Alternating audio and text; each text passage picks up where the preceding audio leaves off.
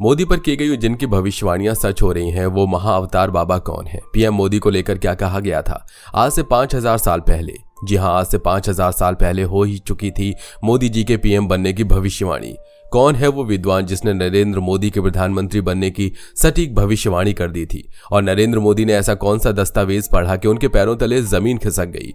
क्या है 5000 सालों से जीवित इस अवतार से पीएम मोदी का कनेक्शन? क्या सच में हिमालय की वादियों में पीएम मोदी की मुलाकात एक ऐसे बाबा से हुई जो मृत व्यक्ति तक को जीवित कर सकते हैं? क्या पीएम मोदी दिव्य अवतार हैं? कौन है ये संत और ऐसा उन्होंने क्या कहा कि पीएम मोदी अपनी तपस्या छोड़ सांसारिक जीवन में वापस लौट आए? अगर आप भी जानना चाहते हैं तो वीडियो में लास्ट तक बने रहें। एक बार की बात है, गांव का साधारण सा व्यक्ति था जिसके मन में ज्ञान की प्राप्ति की इच्छा उठी।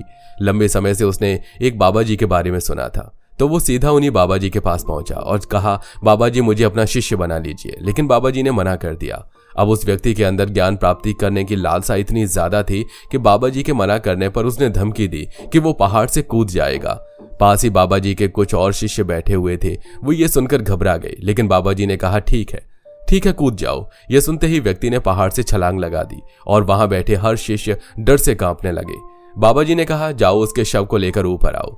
शिष्य उस व्यक्ति के शव को लेकर ऊपर आए तो शरीर पूरी तरह से क्षत विक्षत हो चुका था। बाबा जी ने उसके शरीर पर एक हाथ फेरा और हर कोई हैरान रह गया, क्योंकि उसका शरीर बाबा जी के हाथ फेरने मात्र से ही सही हो गया था और वो व्यक्ति भी जीवित हो उठा। तब बाबा जी ने कहा, यह तुम्हारी परीक्षा थी, आज से तुम मेरे शिष्य हो। ये बाबा जी कोई और नहीं बल्कि विश्व भर में विख्यात महाअवतार बाबा जी थे, जिन्हें एक कल्प यानी 5000 वर्ष तक जीवित रहने का सौभाग्य प्राप्त हुआ है।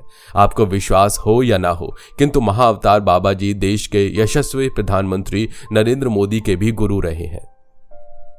यह उस वक्त की बात है जब देश के यशस्वी प्रधानमंत्री नरेंद्र मोदी सन्यासी बनने की राह पर महज 17 से 18 वर्ष की आयु में हिमालय की वादियों में निकल गए थे। बचपन से ही दिल में देश प्रेम की भावना लिए समाज सेवा करने वाले नरेंद्र मोदी सन्यासी बनने के लिए न सिर्फ हिमालय में पहुंचे, बल्कि उन्होंने कई वर्षों तक हिमालय की वादियों में कठिन तपस्या भी की।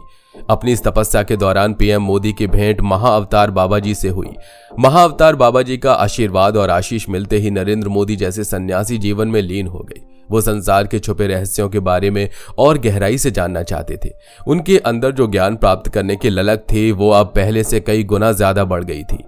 महाअवतार बाबा का साथ मिलते ही नरेंद्र मोदी ने हिमालय में ही बसने का फैसला किया, किंतु नरेंद्र मोदी के इस फैसले से महाअवतार बाबा संतुष्ट नहीं थे। इसलिए उन्होंने नरेंद्र मोदी को दर्शन दिए बिना ही उनसे कहा कि अब तुम अपनी तपस्या को यहीं विराम कर दो। तुम्हें सनातन धर्म को विश्व पटल पर मजबूत बनाना है, तुम्हें भारतवर्ष को मजबूत बनाना है। इसलिए संसार के लोगों के बीच रहकर भारतीय सनातन धर्म और समाज को प्रतिष्ठित करना होगा। महाअवतार बाबा का आदेश मिलते ही नरेंद्र मोदी हिमालय की वादियों से वापस लौटे और अचानक से उन्हें राजनीति में प्रसिद्धि मिलनी शुरू हो गई।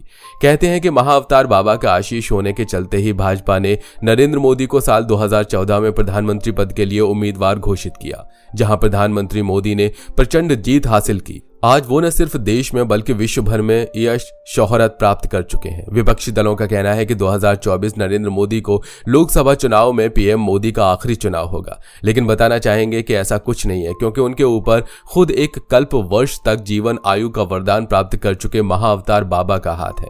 उन्हें भला कौन ही पराजित कर सकता है। महाअवतार बाबा के कहे अनुसार प्रधानमंत्री नरेंद्र मोदी आज न सिर्फ भारत को मजबूत कर रहे हैं, बल्कि सनातन धर्म को विश्व स्तर पर मजबूत करने का भी कार्य कर रहे हैं। ऐसे कई उदाहरण हैं जिसे हम आपके सामने ये साबित कर सकते हैं, जैसे राम मंदिर जिसका इतिहास सदियों पुराना है, लेकिन बीते 500 वर्षों से प्रभु श्री राम को अपनी भूमि पर विराजमान होने के लिए कोर्ट कचहरी के चक्कर काटने पड़े और एक लंबा इंतजार करना पड़ा। किंतु 2014 में मोदी जी ने सत्ता में आते ही राम मंदिर की ओर ध्यान दिया और 22 जनवरी 2024 का वो ऐतिहासिक दिन आप सभी को याद ही होगा, जब पीएम मोदी के प्रयासों से अयोध्या में भव्य राम मंदिर का उद्घाटन हुआ। काशी में विश्वनाथ कॉरिडोर, उज्जैन में महाकाल कॉरिडोर और वृंदावन में बांके बिहारी कॉरिडोर भी बनने जा रहा है। इसी तरह विंध्याचल कॉरिडोर का निर्माण भी पीएम मोदी के प्रयासों से ही सफल हो पाया है, और यह सब इसलिए हो पाया क्योंकि पीएम मोदी के ऊपर महाअवतार बाबा का आशीर्वाद है। इसके अलावा योग दिवस, योग भारत की सरजमी पर सदियों से किया जा रहा है, किंतु प्रधानमंत्री नरेंद्र मोदी ही एकमात्र ऐसे नेता रहे जिन्होंने अंतर्राष्ट्रीय योग दिवस के लिए प्रयास किया, और 21 जून को विश्व भर में अंतर्राष्ट्रीय योग दिवस मनाया जाता है। अगर आप अब भी महाअवतार बाबा के अस्तित्व पर संदेह कर रहे हैं तो बता दें कि साउथ के सुपरस्टार कहे जाने वाले रजनीकांत जी भी उन्हीं के परम भक्त हैं। रजनीकांत ने साल 2022 में एक फिल्म बनाई थी जिसका नाम था बाबा।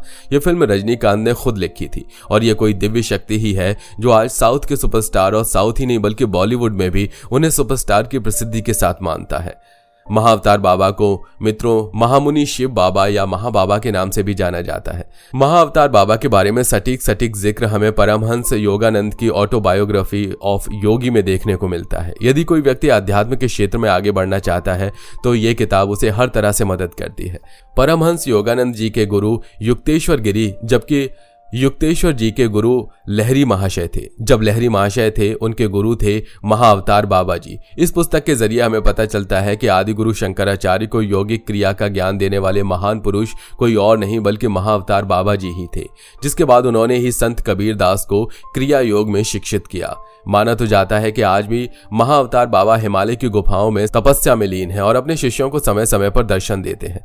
हालांकि कहते हैं कि महाअवतार बाबा ने 19वीं शताब्दी में लहरी महाशय को दर्शन दिए थे।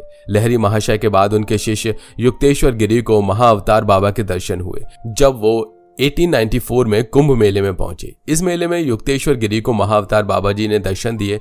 कहते हैं कि इस दौरान युक्तेश्वर गिरी के अलावा कई अन्य लोगों को भी महाअवतार बाबा के दर्शन हुए थे और लोगों ने तब उनकी आयु 20 से 30 वर्ष बताई थी, किंतु महानुभावों के अनुसार उस समय पर महाअवतार बाबा थे ही नहीं। इसका अर्थ यह है कि जब भी महाअवतार बाबा के शिष्यों को उनकी जरूरत होती है तो अपने शिष्यों को दर्शन देकर भूत, वर्तमान और भविष्य की घटनाओं का बोध करवाते हैं। वो एक दिव्य संत हैं जिनके पास मृत व्यक्ति तक को जीवित करने की शक्ति है। कहते हैं कि महाअवतार बाबा ने पूरी दुनिया के लिए एक योजना बना रखी है, किंतु ये योजना साकार होगी प्रधानमंत्री नरेंद्र मोदी के जरिए। आप सभी को याद ही होगा वो समय जब विदेशी धरती पर हिंदुओं का अपमान किया जाता था, सनातन धर्म का मजाक उड़ाया जाता था, किंतु आज महाअवतार बाबा के आशीर्वाद से पीएम मोदी विश्व भर में इतनी ख्याति प्राप्त कर चुके हैं कि लोग न सिर्फ पीएम मोदी से बल्कि भारत और भारत की संस्कृति साथ ही सनातन धर्म से भी जुड़ रहे हैं। यूरोपीय देशों में सनातन की एक अलग ही छाप देखने को मिल रही है। जिन मुस्लिम देशों में कभी हिंदू लोगों को बर्दाश्त नहीं किया जाता था, आज उन्हीं देशों में हिंदू मंदिर बन रहे हैं। ऐसा इसलिए भी है क्योंकि संसार में सकारात्मक परिवर्तन लाने के लिए महाअवतार बाबा ने स्वयं पीएम मोदी को चुना है, जिन्हें हराना या जिनका सामना करना शायद अब किसी के बस की बात नहीं। इसलिए 2024 के बाद पीएम मोदी के सत्ता से हट जाने या आखिरी साल होने का सपना देख रहे लोगों को समय रहते ये समझ लेना चाहिए कि पीएम मोदी के साथ स्वयं महाअवतार बाबा जी हैं। इसलिए पीएम मोदी जी महाअवतार बाबा के आशीर्वाद से सनातन धर्म और भारतवर्ष को मजबूती प्रदान करने का कार्य कर रहे हैं।